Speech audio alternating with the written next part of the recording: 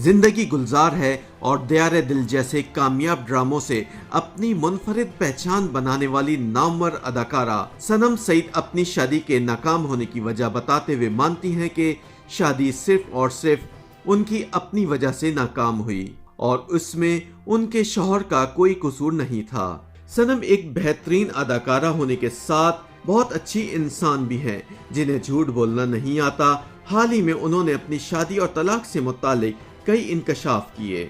सनम सईद ने कहा कि उन्हें बहुत कम उम्र में अपने स्कूल फेलो से मोहब्बत हो गई थी, लेकिन ये मोहब्बत ज्यादा अरसे कायम ना रह सकी और वो उन्हें छोड़कर चला गया, जिसके बाद उन्होंने फैसला किया कि वो दोबारा कभी मोहब्बत नहीं करेंगी। ताहम उन्होंने अपने दोस्तों और सहेलियों को प्यार मोहब्बत का दर्स देना जारी रखा। सनम एक आजाद ख्याल लड़की है। उन्हें शुरू से ही घर में खुला माहौल मिला। उनके बचपन और लड़कपन में ज्यादातर दोस्त लड़के ही होते थे। सनम के मुताबिक एक लंबे अरसे तक वो अपनी सहेलियों और दोस्तों के दिल मिलाने के लिए मिडलमैन का किरदार अदा करती रहीं। उन्होंने कहा कि ये अलग बात है कि अक्सर जब वो अपनी किसी सहेली को किसी लड़के से मिलवा रही होती तो वो उन्हें खुद भी पसंद होता था, ताहम वो अपनी पसंद पर दोस्तों को तरजीह देना बेहतर समझती थी। फिर वो वक्त आया जब उन्हें एक सच्ची वाली मोहब्बत हो गई और उन्होंने उसी शख्स के साथ शादी भी कर ली। वो शख्स एक बैंकर था। सनम सईद ने अपनी शादीशुदा जिंदगी के बारे में बताते हुए कहा कि शादी के बाद वो दुबई मुंतकिल हो गई थी। उनके भी वही ख्वाब थे जो हर लड़की के होते हैं, यानी शादी, घर बार, फिर बच्चे।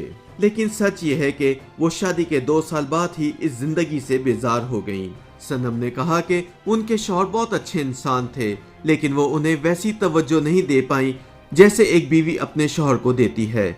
शादी के बाद मुझे महसूस हुआ कि मैं एक बीवी की तरह जिंदगी नहीं गुजार सकती और ना ही किसी के मशवरे पर चल सकती हूँ।